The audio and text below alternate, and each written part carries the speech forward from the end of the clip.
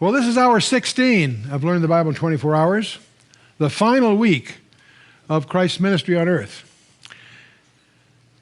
A tough session for just the opposite of the usual reasons.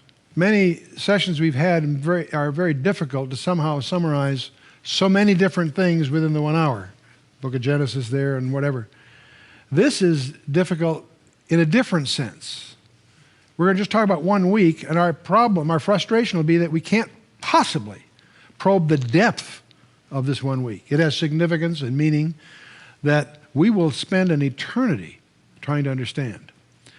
But having said all that, let's take a look at what we can glean from this final week. And I call this week the agony of love. 6 hours that he spent on our behalf to free us from eternity. Well, one of the first questions that people get concerned about, was it Friday or was it Wednesday? And let me say right up front, there are many good scholars that will support a Friday crucifixion. That is the traditional view of the church.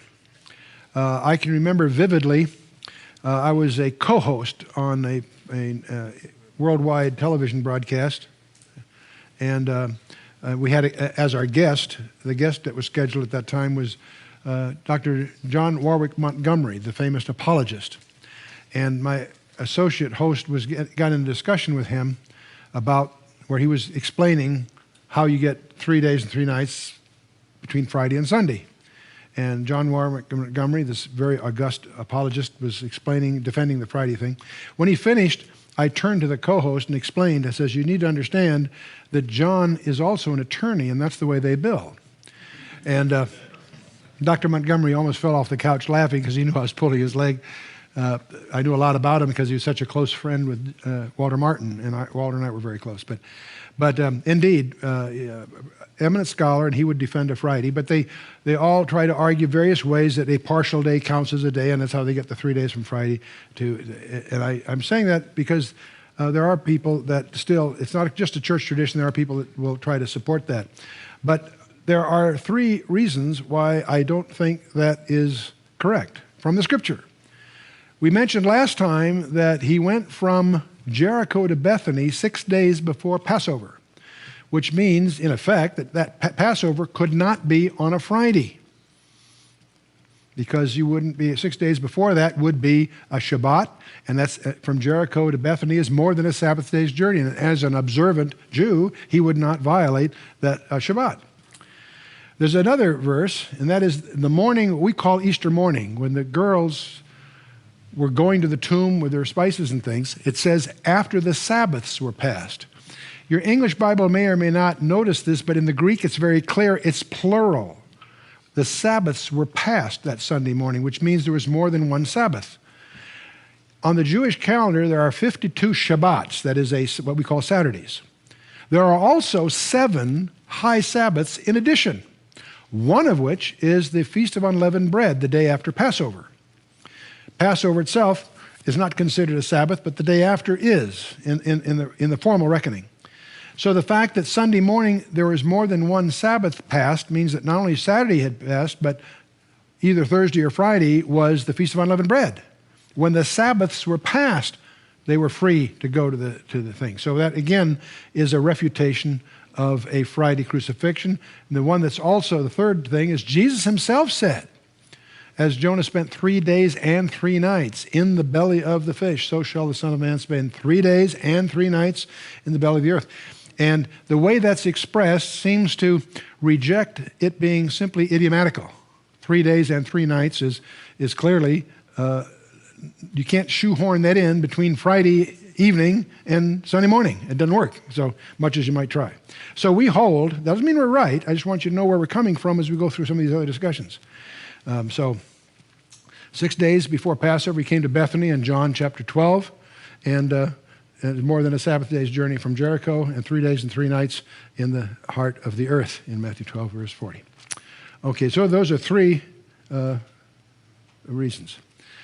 So Friday, we see him at Bethany from John 12.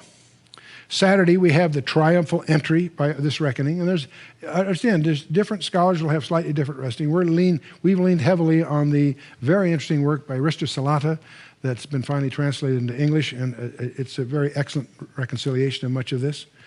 Sunday is when the fig tree is cursed and so forth. Monday is when the conspirators counsel together. And I want to point out something to you. The plan by the conspirators expressly was not to take Jesus on a holiday because they feared the Romans. The Romans almost didn't care what you do as long as you did it orderly. Their report card to Caesar gets punched by whether or not there's an insurrection. So the Romans were very tight in keeping things peaceful. They couldn't care less about the other controversies. The conspirators wanted to take Jesus on a non-holiday. That was the plan. And I think it's very, very fascinating that Jesus controlled all the details. And at the upper room, it's Jesus that announces that someone's going to betray him. So you have to understand the spot that put Judas in. He wasn't going to do it that night. It's Passover the next day. You got to be kidding. But Jesus announces that someone's going to be, who's going to betray him? The one that dips with me in the sop. He turns to Judas and says, what you do, do quickly. Who's calling the shots here? Jesus is. I think that's fascinating. Judas has to fish or cut bait. He's got to do it that night or the word's out. So he splits. He's got to find the co-conspirators. They've got to make arrangements. They've got to get an appointment with Pilate early in the morning. A whole bunch of things. That's why they're in Gethsemane so long. It took them that long to get their act together. Jesus is calling the shots, interestingly enough. And of course, we have the Last Supper, which is, and of course, the Passover lamb was between the evenings, and that's so it starts at the sundown, and it goes to sundown the next day, and he'll be crucified before sundown the next day. And so there we have it. And it fascinates me that it is controlled by Jesus Christ. This chronology would support a Wednesday crucifixion, as we see, and when you put John 19 and Mark 15 and Luke 23 together, that seems to be the profile, if you will. And then, of course, we have the next day is the Feast of Unleavened Bread, as specified in Leviticus 23. And then Friday is when the women prepare the spices and so forth. And Saturday, they in rest. And it's after the Sabbaths were passed. In Matthew 28, verse 1 is a very key verse. Check it in the Greek. You'll discover it's plural. And that's important to get an insight here. And of course, Sunday morning, they discover he's risen. Now, there's some scholars that would argue that he actually was resurrected that night, obviously before sunrise. And that's splitting hairs in my view. The net of it is that clearly Sunday morning, the women discover, it's interesting, the women discover that he is risen. And the apostles learn about it subsequently. And we'll talk a little bit more about that in a minute. But that's a quick profile. It's one of the candidate reckonings of the final week, the so-called Passion Week of Jesus Christ. And so let's talk a little bit about the triumphal entry then. This is by way of review from our excursions into this area when we were in Daniel chapter 9. We have, of course, the prophecy that Jesus deliberately arranged to fulfill. In Zechariah 9:9, rejoice greatly, O daughter of Zion. Shout, O daughter of Jerusalem. Behold, thy king cometh unto thee. He is just and having salvation, lowly, riding upon an ass, and upon the colt, the foal of an ass. This is recorded in all four Gospels. And they're to take every one a lamb. It's interesting that the Passover is technically not a Levitical feast. It was in the home, not in the temple. Blessed by the temple, of course. I don't want to make too much of that. But Jesus deliberately arranges to fulfill this.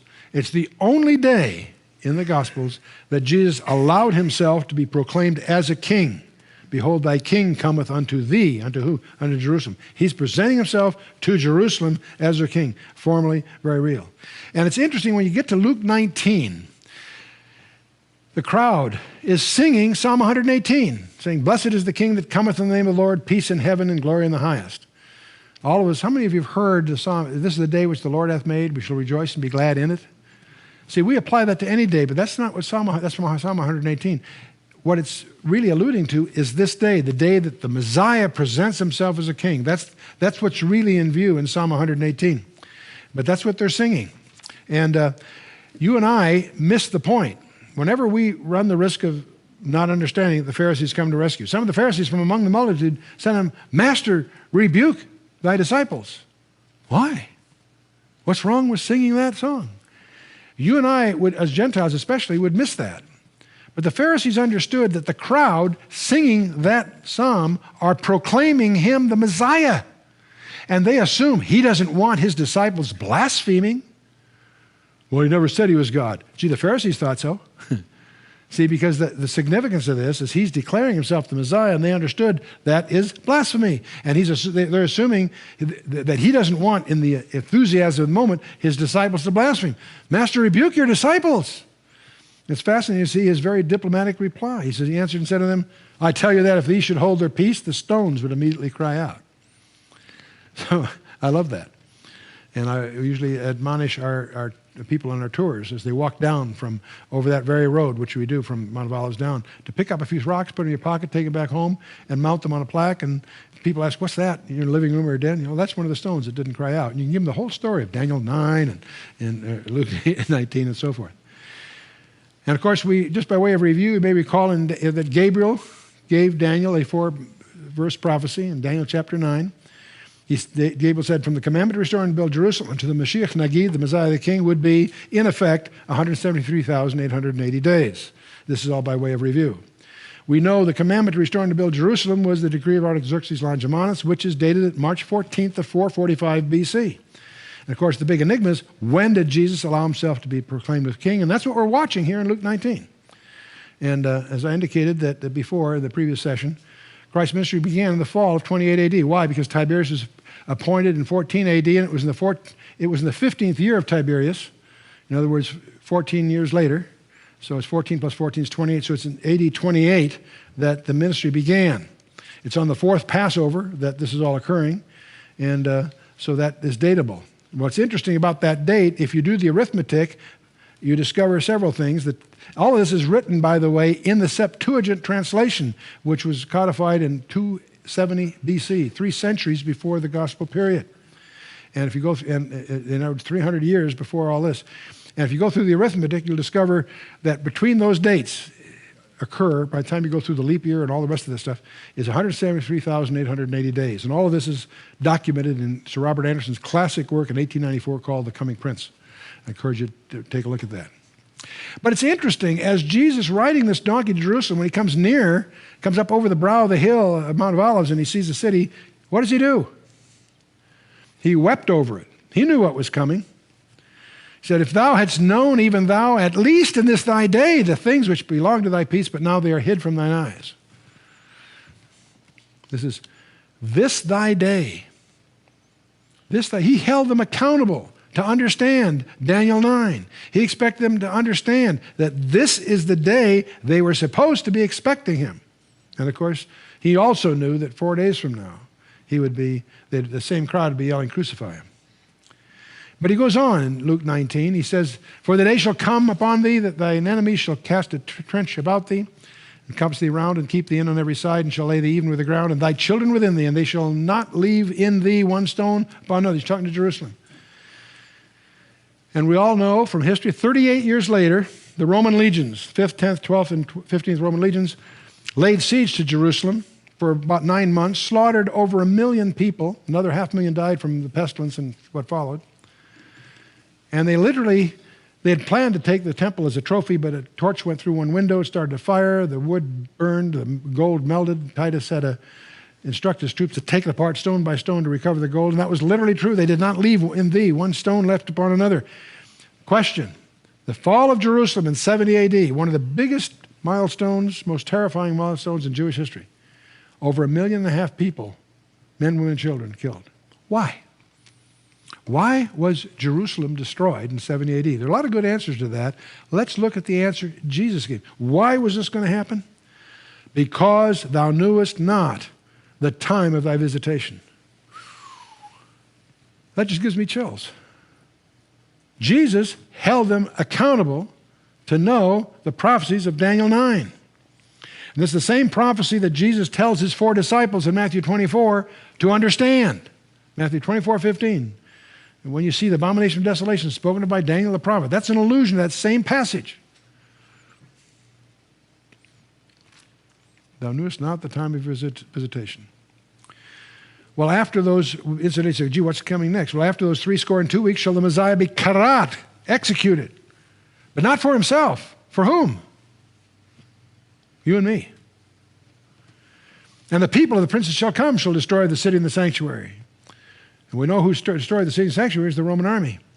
So in some sense, they're the people of what? The princes shall come. That's a title of a leader yet to show up. And at the end thereof there shall be a flood or diaspora, and unto the end of the war, desolations are determined. Karat, to cut off, to eliminate, to kill, to execute. The Old Testament has a prophecy in Daniel 9, verse 26, that the Messiah will be killed, be executed. That shocks many Jewish scholars. It's in the Old Testament, it's in their words. Indeed he was. If you want a candidate for the Messiah of Israel, find someone that was killed just prior to the destruction of Jerusalem. We've got a good candidate in mind. The princes shall come. That's one of 33 titles in the Old Testament of this world leader yet to show up. He has 13 titles in the New Testament. So obviously the 69 weeks were fulfilled to the very day. You and I are dwelling in that interval of verse 26. After the 69, but the 70th week has not started yet, but we know from a lot of indicators that it's not far away. This last 7-year period is about to start on the relatively near horizon. In that interval, we have the crucifixion and we have the destruction of the temple. That's 38 years there, but we know it's actually lasted for 2,000 or so. This interval, by the way, is also implied in a lot of different scriptures. They're in your notes for a Daniel 9 review. It's defined for you. They're blinded from missing that from the day that Jesus made that declaration, verse 42 of Luke 19, until the Romans 11. So Paul tells us until the fullness of the Gentiles come in. That's in the interval. When the fullness of the Gentiles come in, the rapture of the church, that's going to close that interval, and we'll be getting into the 70th week of Daniel. This interval is the period of the church, an era that was kept secret in the Old Testament, according to Jesus' own remark in Matthew 13, and is revealed to us by Paul in Ephesians 3, critical study in eschatology. The church was born at Pentecost, and the prerequisites to the church was the atonement and the resurrection and the ascension. The spiritual gifts are only given after the ascension. Christ is taken out so the Comforter can come in his unique way during this period. Okay, the final week. Let's take a look at the Last Supper in detail. Interesting time. It was not to be on a feast day according to Matthew 26:5. That was the instruction. But Jesus told, after announcing it's going to happen in public, in the meeting, he turns to, do what thou doest, do quickly, and Judas has to split and somehow figure out what he's going to do here. Then we're in the Garden of Eden. It's interesting when you get to the Garden of Gethsemane, and they're praying there, and these soldiers show up. Jesus advances to them. I love this. If you look closely at the narrative, he's the one running the show. He advances to them and says, who do you seek? Jesus of Nazareth. He says, I am he. And they fall, they're smashed against the wall. They're shook by that declaration. Because I believe he's making a very key theological statement. He doesn't say, I'm the guy you're looking for. He says, I am. He's using his key title there. He says that 7 times in the Gospel of John. Then he starts giving orders. If I'm the one you're seeking, let these go their way. Who's calling the shots here? Not the soldiers. Jesus is. In fact, understand, all the way through, he's in charge. He's controlling the timing. Why? Because there are hundreds of specifications that have been and will be fulfilled in the next few hours. Every detail has been laid down in advance, centuries before. The crucifixion is not a tragedy, it's an achievement. It's what he came to do. But notice who's in charge. Jesus Christ is in charge. There are 6 trials that will occur between his arrest and the crucifixion. There are 3 Jewish trials, before Annas, before Caiaphas, and then before the Sanhedrin.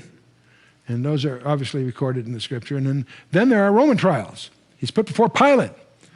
When Pilate hears the word Galilee, aha, Herod's in town, it's his problem. So he sends him over to Herod. Herod says, no way, back to Pilate. So these administrators are trying to wash their hands of this problem. 6 trials. Every one of them, every detail of every trial is illegal. It's illegal. Interesting. The illegalities. The binding of a prisoner before he was condemned was illegal. He's bound. That's illegal. The judges participated in the arrest of the accused. That was illegal. No illegal transactions, including a trial, could be conducted at night. This is a kangaroo court, as we would call it, going on in the middle of the night. While an acquittal could be pronounced the same day, any other verdict required a majority of 2 and had to come on a subsequent day. That was in the law. That was the law. They didn't obey any of this. No prisoner could be convicted on his own evidence. And of course, that's the only evidence he had. That's what finally does it. When the high priest finally said, I adjure thee, they couldn't get the witnesses to agree. I adjure thee by the living God, tell us who you are. Well, he's under oath now. That's the only time he makes a statement, is when he's under oath. Says, you said it, buddy. Next time you see me, I'm coming in, and you know the sin. So it's interesting. No prisoner can be convicted on his own evidence. That evidence convicted him. And incidentally, the evidence that convicted him was his claim that he was the creator. That's staggering. It was the duty of the judge, by the way, to see that the interest of the accused was fully protected. You got to be kidding. This is a railroad job, as we might call it. The use of violence during the trial was apparently unopposed by the judges. They slapped him around. The judges sought false witnesses against Jesus. The judges sought these false witnesses, tried to get them to agree. They couldn't agree. In a Jewish court, the accused was to be assumed innocent until proved guilty by 2 or more witnesses. These ideas, by the way, you notice, have their roots biblically. They're cherished rights that we try, clumsily perhaps, we try to imbue in our jurisprudence, our legal system. But in any case, they're certainly violated here. No witness was ever called for the defense, except his own self-incriminating in their mind. By the way, the court lacked the civil authority to condemn a man to death. That's why they had to make these arrangements to see Pilate. And seeing Pilate took special arrangements. They couldn't just go see Pilate. I mean, he's the personal representative of the ruler of the world. He happens to be in town. But they have to go to him to get done what they want to get done. It was illegal to conduct a session of the court on a feast day. And it's certainly a feast day. It's Passover, for crying out loud. The sentence is finally passed in the palace of the high priest, but the law demanded that it be pronounced in the temple in the hall of hewn stone. They didn't do that. It was in the palace, in the high priest's own palace. And also the high priest tears his garment. That was against the law. He was never permitted to tear his official robe. That's in Leviticus 21, verse 10. And by the way, without his priestly robe, he couldn't have put Christ under oath. So you can't have it both ways. If he put him under oath, he must have had his priestly robe, or he couldn't do that. If he has his priestly robe, he wasn't supposed to tear it. There is a habit of tearing a robe under certain things, but he wasn't allowed to. That was against the law. Let's talk about Pilate. Pilate tried hard to get out of this. I feel very sympathetic to Pilate's dilemma, understanding the pressures on an administrator. Jesus Christ was pronounced innocent by the personal representative of the ruler of the world. I find no fault in this man, he declares to the crowd. But he tries to get out from under this. He passes it off to Herod. And Herod's a pretty slippery character too. Then he tries to pass it off to the crowd. Every year we let a prisoner go, and he thought surely they got this murderer that's a rival here, but certainly they're going to take this guy that there's so many apparently follow him. He tries to pass it off to the crowd, but they've been bribed and managed by the experts. Prisoner of choice is released. You want Barabbas or your king?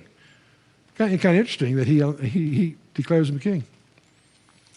Well, you know the story. Barabbas is an interesting story. You need to understand Barabbas. We don't do much studying of Barabbas here. Understand, he stood under the righteous condemnation of the law. He did not declare any basis of being innocent. He's guilty. He knows he is. He knew that the one that was about to take his cross and take his place was innocent. Barabbas knew he was himself guilty. He knew this guy that was being accused that was going to take his place for freedom was innocent. He knew that. He knew that Jesus Christ was for him a substitute. From his point of view, Christ was substituted into his shoes. Otherwise, he would have been freed, right? No. I mean, he would have been condemned, but because they picked him, he's freed and Christ is condemned. They switch places in a sense, okay? And he knew that he had done nothing to merit going free while another took his place. So I want you to understand Barabbas' situation here. They're changing places.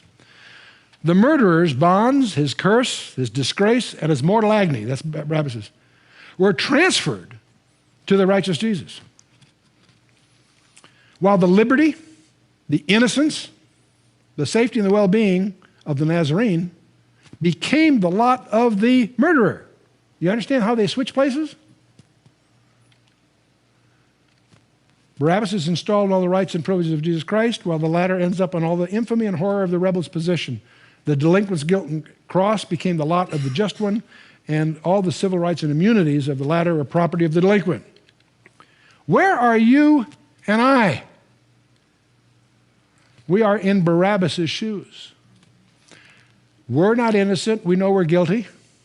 We have nothing to justify anything but the punishment that we deserve. Jesus is innocent, and we are switching places. We gain him, his situation, and he endures ours. That's what's going on here. Barabbas is more than just a bystander here. He's a representative of you and I. Okay, so we get to the crucifixion itself. And thanks to Mel Gibson's work, many people are critical of some of its colorful overtones, but at the same time, it's an incredible piece of work to which we're indebted. Now, to refresh your memory from Genesis chapter 22, you may recall that the Mount of Olives, Mount Moriah is a ridge system starting at Salem or Ophel near the base, about 600 meters above sea level. You get up to the temple area, which is a saddleback, the thrashing floor of Aruna. But the ridge continues uphill. The bedrock goes up till 777 meters above sea level, a place called Golgotha. And the place that Abraham offered Isaac, I believe, is the exact spot that another father offered his son as an offering for sin. There's a Jewish tradition that Abram offered Isaac at the Temple Mount, but that's just a Jewish tradition. It doesn't seem to conform to either the topography or the scripture. It's at Golgotha that I believe Abram offered Isaac, and it's at Golgotha that Jesus Christ is offered on our behalf. Old Testament prophecies. We went through a lot of these in the previous session about being born of David's family, born of a virgin, born in Bethlehem, and live in Galilee, raised in Nazareth, announced by Elijah like herald, John the Baptist, the massacre of Bethlehem's children, the Jubilee to the world, the mission to include the Gentiles, his healing ministry and teaching through parables. All that we covered in the last session. Now we have these whole series of these just in this week. The triumphal entry is because he'd be betrayed by a friend for 30 pieces of silver. He'd be like a smitten shepherd, his flock being scattered. He'd be given vinegar and gall, the psalmist tells us. They would cast lots for his garments. The very vocabulary is quoted. It's like it's following a script from Psalm 22. His side would be pierced. Not a bone would be broken. That was a specification in Exodus for the Passover lamb. It's also in Numbers 9 and Psalm 34, and it was also fulfilled by Jesus Christ. A Roman soldier was ordered to break the legs, and this guy refused his orders. He got to Jesus Christ and threw up a spear in the side instead. Did he know he was fulfilling prophecy? I don't think so. Was he fulfilling prophecy? Absolutely. Absolutely. He'd die among malefactors, and indeed he did. His dying words were foretold. He would be buried by a rich man, and he'd rise on the third. All this stuff is written in the Tanakh, the Old Testament. And his resurrection would be followed by the destruction of Jerusalem. That's in Daniel 9, 11, and also in 12. And of course, Jesus amplifies that also. He was crucified on a cross of wood, yet he made the hill on which it stood. What held him to that cross? It wasn't the nails. Here's the Creator hanging there. He could have at any time said, enough already, I'm out of here. No nails could hold him if he didn't want him to. What held him to that cross is his love for you and me. Staggering, staggering thing.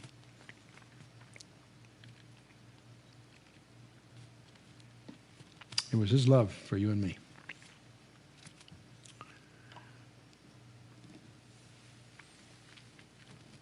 My friend Joe Foch from Philadelphia, we were together in Yorkshire, England, and Joe gave a message that he doesn't give very frequently. There was an incident in his life where his son, one of his sons, was seriously in need of emergency care in the hospital. When we get to the hospital, they got a lot of harassment by filling out forms, and he admits his witness wasn't too good. As he explained to them, if they don't take care of him, they're going to need emergency care. Anyway, as he described the agony of a father in his anxiety over his son, he pointed out something that few of us think about, probably. We focus on the agony of Jesus Christ hanging on that cross, as so dramatized, at least the physical aspects are dramatized in the movie. Can you imagine the grief of the father as he watches them spit on his son and beat him and insult him? The forbearance of the father is astonishing to reflect on in this whole scenario. Imagine a father having to endure that being done to his son, yet knowing if he interferes, he'll blow the mission. An interesting thing occurs when Pilate is there in John 19. It says Pilate wrote a title, or titlon is what it actually is, and put it on the cross. I'm interested in this. It wasn't Pilate's servant or his assistant. Pilate personally, apparently, put this title on the cross. And notice what Pilate said. The writing was, Jesus of Nazareth, the King of the Jews. And then this title then read many of the Jews, for the place where Jesus was crucified was nigh to the city, and it was written in Hebrew, Greek, and Latin. Now that, first of all, intrigues me that Pilate is fluent in those three languages. It's written in Hebrew because he's on duty in Judea, so he learned to speak and write Hebrew, apparently. He's also fluent in Greek, as everyone was in that world, because that was the standard commercial language. He's also obviously competent in Latin because that was the official language of the Roman Empire.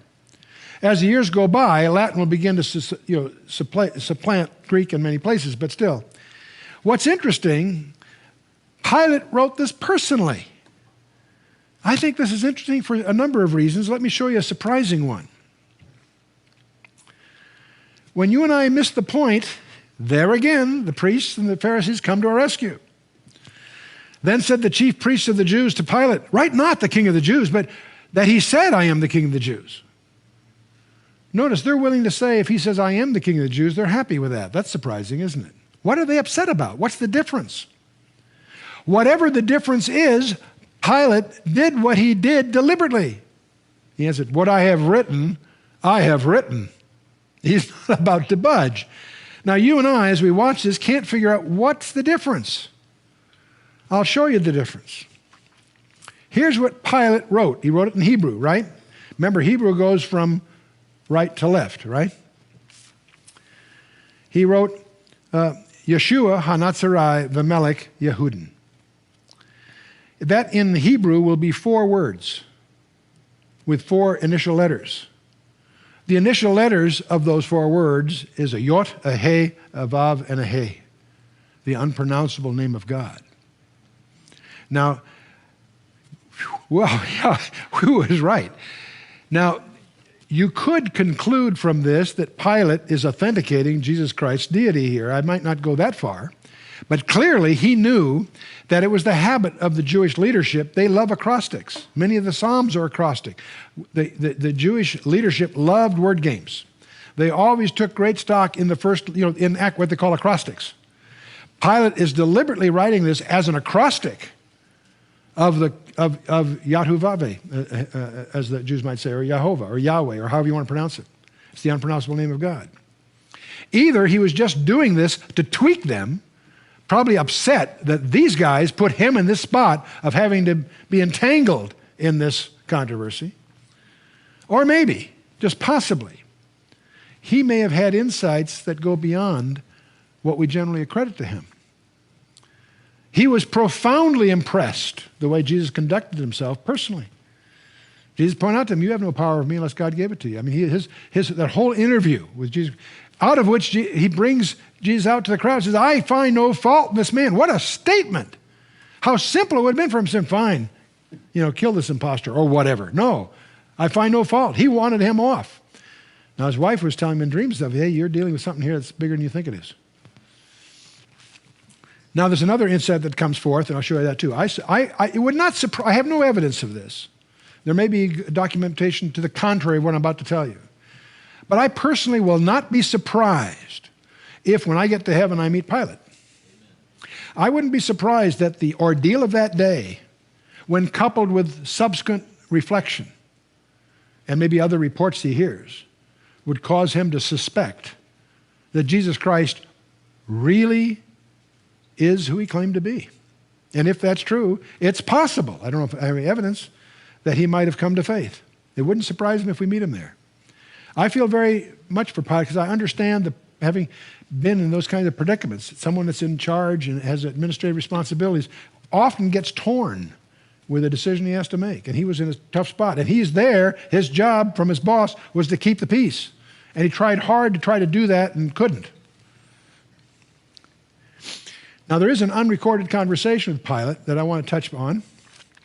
And as you may know, Joseph of Arimathea comes to Pilate the next day to beg, or that evening actually, to beg the body of Jesus Christ. That tells you a great deal about Joseph of Arimathea. We do know from a lot of indications he was a very powerful person, very rich, one of the most powerful guys in the area. In fact, the very fact that he can approach Pilate tells you he had stature. What's even more astonishing, Joseph was in hiding. The scripture says that he was, the way it's recorded in your Bible, he was secretly a follower of Jesus. That's a mistranslation. The Greek word there, if you change one letter, you have to change one letter to make it, an adverb. In the sentence, in the Greek, it's an adjective. It should be translated, he was secreted as a disciple of Christ. Meaning he was in hiding. He wasn't just secretly, he was undercover. He had to hide because they were going to try to kill him. He had defended Jesus before the Sanhedrin on a previous occasion. That's another reason why Pilate was probably startled that he shows up. But he certainly has access to Pilate, and he begs the body. That tells you a second thing about Joseph of Arimathea legally apparently had to be the next of kin. It was Roman law, and maybe Hebrew law, that the next of kin had the responsibility of disposing of a body, even of a criminal. No one, not just anyone could go and get the body. It had to be the one responsible. And Joseph of Arimathea apparently was the next of kin. So he had personal access to the procurator, and he was the next of kin. Pilate was surprised. Now, what you don't read in the scripture, but I have it on good authority, what Pilate said to Joseph of Arimathea, I don't understand. You've got this brand new tomb for your family, and you're going to give it to this criminal? And Joseph says, oy vey, it's just for the weekend. I'm indebted to Chuck Smith for that apocryphal story. I have it on good authority because Chuck wouldn't say so it wasn't true. So it's just for the weekend. It's just a little toss away for you. But I do. What did happen next morning is the scribes and Pharisees came to him. Chief priests came to him and said, "Sir," speaking to Pilate, "we remember that deceiver said while he was yet alive, after 3 days I will rise again." You know, it's interesting. The disciples didn't get it. Jesus told them several times, on the third day I'm going to rise from it. It didn't register. The only people that understood it were his enemies. They knew, they were expecting him to rise the third day. And also some women. They understood. The disciples didn't get it until later. Anyway, they say after 3 days, that was the boast that they were afraid of. He said, "Command therefore that the sepulchre be made sure until the third day. lest his disciples come by night and steal him away and say to the people, he is risen from the dead. So the last error shall be worse than the first. I think that's an interesting remark. They're admitting that it was a mistake, what they did so far. See, they didn't plan to do it on the holiday, but it all went, from their point of view, pretty sour. And I love Pilate's response. Notice what he says. God said to him, you have a watch. Go your way. Make it as sure as you can. I love that phrasing. Do you hear in his words a certain cynicism? I don't think Pilate was surprised when his own soldiers come and say, by the way, he's gone. I mean, I think that's a hint. Pilate, I suspect, was not surprised with the resurrection. You have a watch, go your way. Make it as sure as you can. I dare you, so to speak, almost. You hear it in there. A taunt, if you will. You have your way. Make it as sure as you can. Well, okay, so we get to this incredible day. He is risen. He is risen. And the resurrection of Jesus Christ, the most important validation in the history of the universe. Now, just to review a little bit, you may recall when we were in Genesis, the ark came to rest on the 7th month, the 17th day of the month, the mountains of Ararat. That's when the new beginning starts under Noah, remember, in Genesis chapter 8. Why did the Holy Spirit give you that detail? I mentioned then at that time, if you're a normal, well-adjusted person, the ark rests in the 7th month, on the 17th day of the month on the mountains of Ararat, you read on. But if you're into one of my Bible studies, you are no longer qualified as a normal, well-adjusted human being. You remember that I made this ridiculous remark that every detail in the Scripture is there deliberately by design. Why did the Holy Spirit want you to know that the ark came to rest on the 17th day of the 7th month? I mean, why is that important? Well, as you know, the Jews have two calendars. The civil calendar is Tishri in the fall, Rosh Hashanah, the new year. It's typically in our September time period, roughly. The religious year starts in the spring because of Exodus 12. When God ordains the Passover, he says to Moses, this month, that is the month of Nisan, shall be unto you the beginning of months. It shall be the first month of the year to you. And that means the Jews have two calendars. The Genesis calendar, the old calendar, is the one they celebrate in a civil sense. Rosh Hashanah is in Tishri in the fall, first month. The 7th month is to them Nisan. But since the Exodus, since the Passover is ordained, the religious year starts with Nisan, and it rolls around so that Tishri is the 7th month of the religious year. Do you get the picture? Okay. So, here's the situation. He's crucified on the 14th of Nisan. He's in the grave how long? 3 days. That means his resurrection occurs on the 17th of Nisan. Nisan being the 7th month of the Genesis calendar. So God's new beginning on the planet Earth for Noah was on the anniversary in advance, in anticipation, of our new beginning in Jesus Christ. I think that's significant. I think it's fascinating. It demonstrates God seems to love to deal in very precise ways. I never use the word approximate and God in the same sentence. Well, there are a lot of appearances after the resurrection. Mary Magdalene sees him first, early Sunday morning. I'll come back to that one. Other women that morning. Two on the Emmaus Road that afternoon. We talked about that briefly. Peter sees him sometime that day. The 11 see him that night, but without Thomas. A week later, actually 8 days later, the 11 see him with Thomas, and we have that famous confrontation. Then the 7 are up in Galilee in John 21, and there's a breakfast there that I want to talk about before we're through. And then the 11 see him again in Galilee. Then there's 500 that see him in Galilee, and what's interesting to understand is many of those 500 are present in the church at Corinth when Paul is writing his letter to the Corinthians. He makes reference to them in his 1 Corinthian letter. One of the things, how many of you would buy the idea, if I tried to sell it to you, that John F. Kennedy was killed in Dealey Plaza in 1963 with a bow and arrow? You laugh, of course, because I could not fly that story. Why couldn't I fly that story? Too many eyewitnesses here. Too many of you have firsthand experience to the contrary. And that's exactly the argument that Paul makes in his Corinthian letter. He's talking to people who were up in Galilee that witnessed his post-resurrection appearances. And of course, James is there are two Jameses at the cross. The third James was Christ's brother. He believes in him after the resurrection, and that's also alluded to there in 1 Corinthians. And then, of course, then there's the final appearance and ascension recorded in Luke 24 and following in the book of Acts and so on. And then there's another appearance that we often overlook, and that's to Paul on the Damascus Road. But, all of us have things in the Bible that bother us. People have difficulties with various things. And I want to share with you a difficulty that I have. It's been bothering me for years. And let me just be candid to you. What really bothers me is I can't help but notice that it seems that after his resurrection, people seem to have difficulty recognizing him. It's never quite overt, and yet it just lurks behind these encounters. The encounter with Mary in the garden, in the interest of, I won't try to put all the scripture on, we'll just recall it. She goes there in the garden, and she stoops down, looks in there, and he's gone, and she's crying. And she hears a voice. Who are you looking for? I'm looking for my Lord. Where have they laid him? And she turns, and she thinks the person she's talking to is the gardener. Right? Remember that? And she says, tell me where have you laid him, and so forth. And he says to her, Mary, in Aramaic.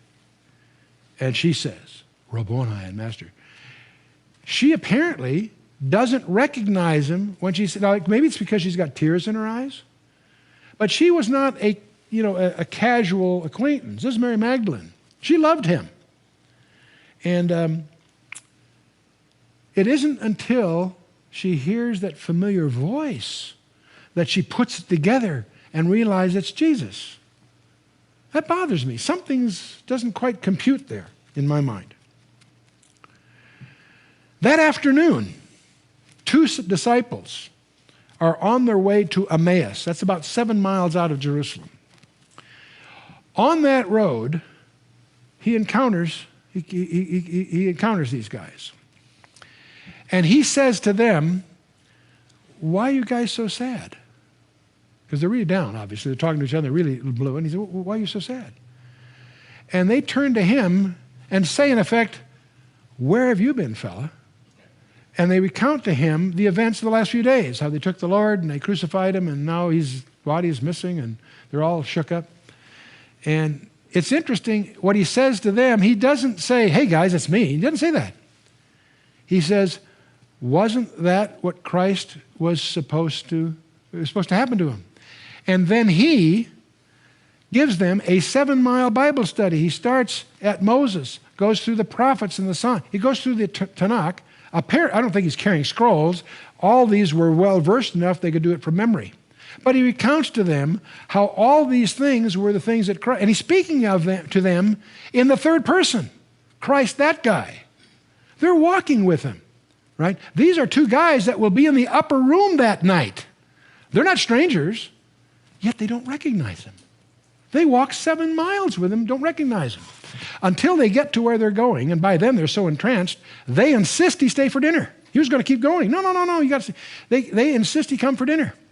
And they're sitting around having dinner, and Jesus breaks the bread. Now, that's a violation of normal protocol. The guest doesn't do that. The host in a Jewish home breaks the bread, right?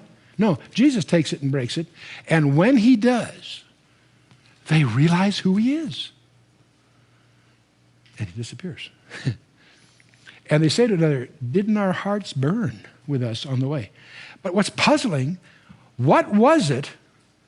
They didn't recognize his face, but when he broke the bread, they realized who he was. What do you suppose it was?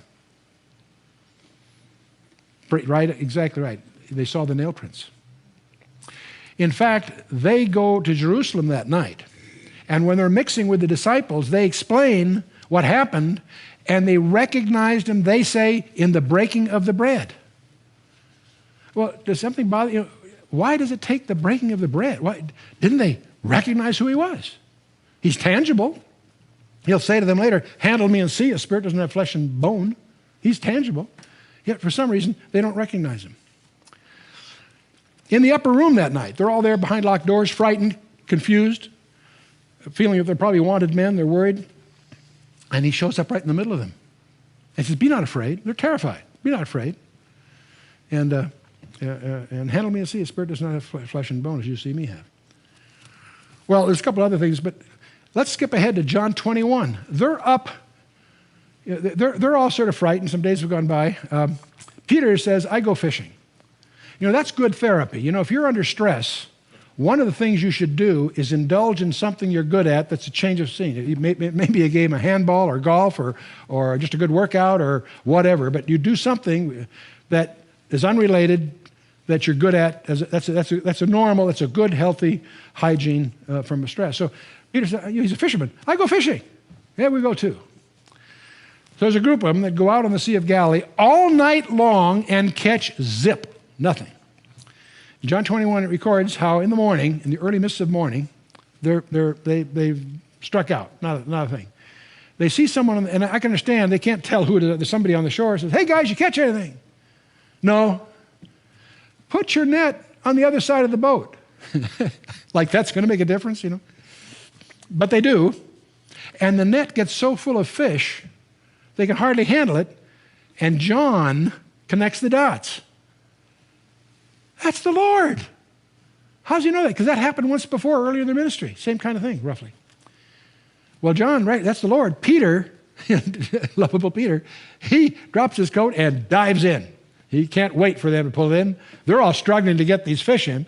But anyway, so they pull it in. And when they get there, and this is the part that's interesting, when they finally get there to the shore, Jesus has cooked breakfast for them.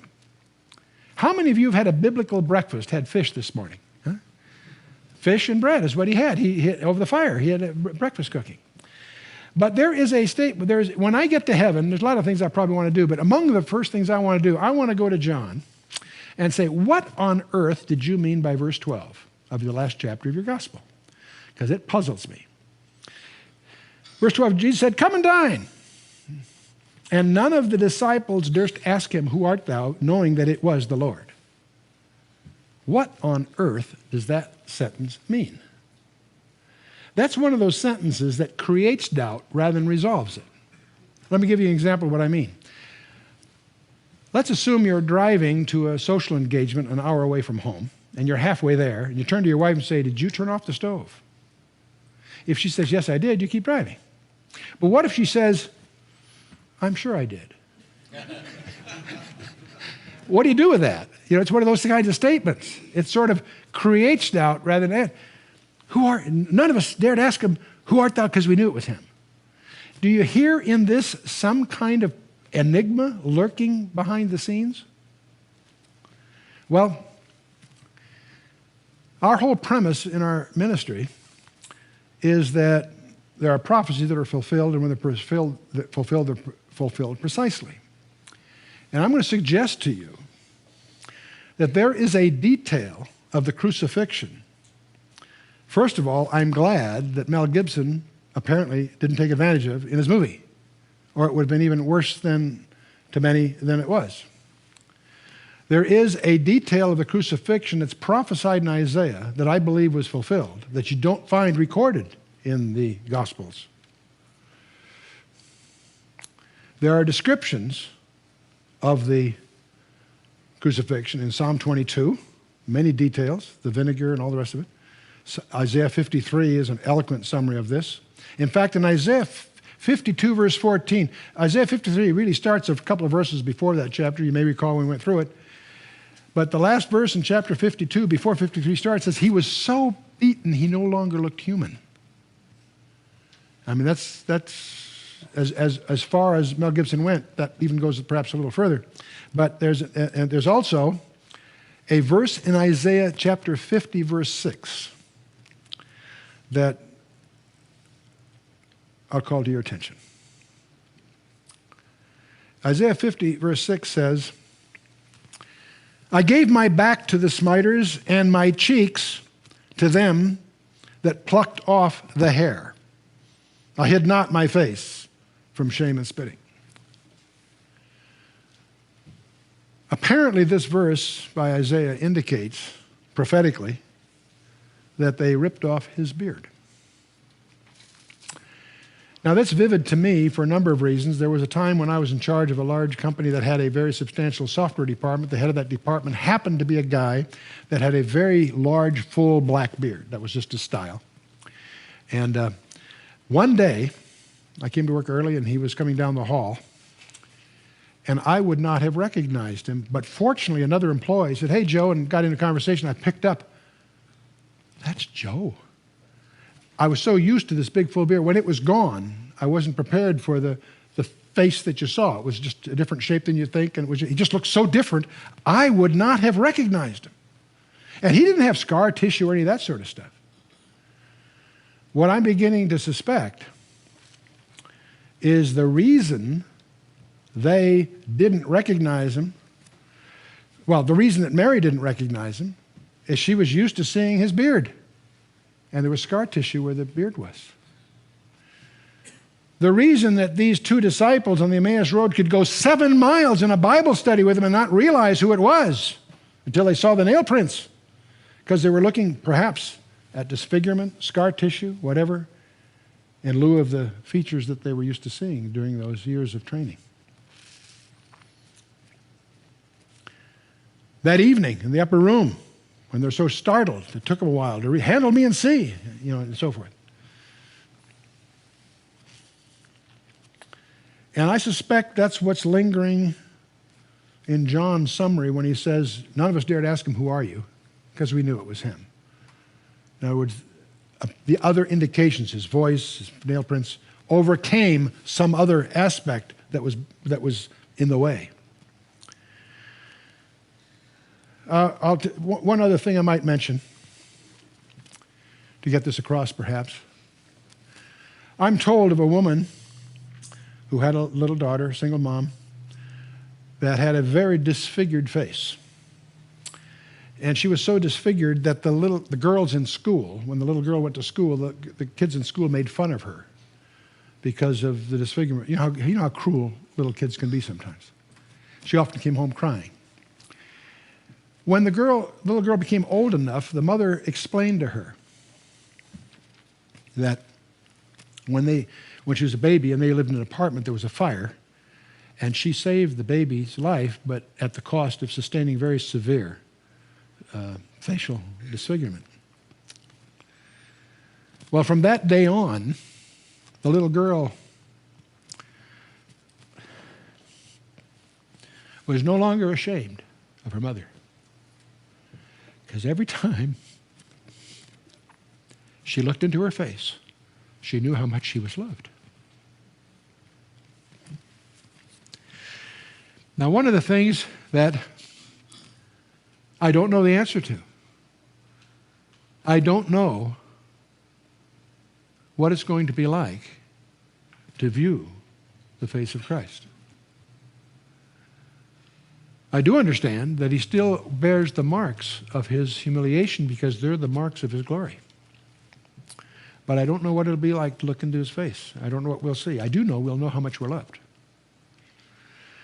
There's a passage in Zechariah 12:10. I think we touched on when I was in Zechariah, but let's look at it again. There's a passage there, it's often quoted, "They shall look upon me whom they've pierced." This is an allusion to Jesus' return, his second coming, and Israel will look upon me whom they've pierced. When you look at that in the Hebrew, there are two letters that are not translated. They shall look upon me, the Aleph and the Tau, whom they've pierced. That's the Jewish equivalent of the Alpha and the Omega.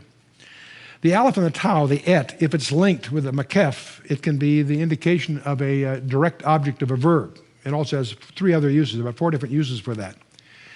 It also can be an indefinite pronoun in the second person masculine singular, which I believe it is here. It's called a hypokatastasis in the Greek. It's a putting underneath. It's a hidden but declarative implied metaphor expressing a superlative degree of resemblance. And this also occurs in Genesis chapter 1, verse 1. In the beginning, God created the heaven and the earth, and so forth.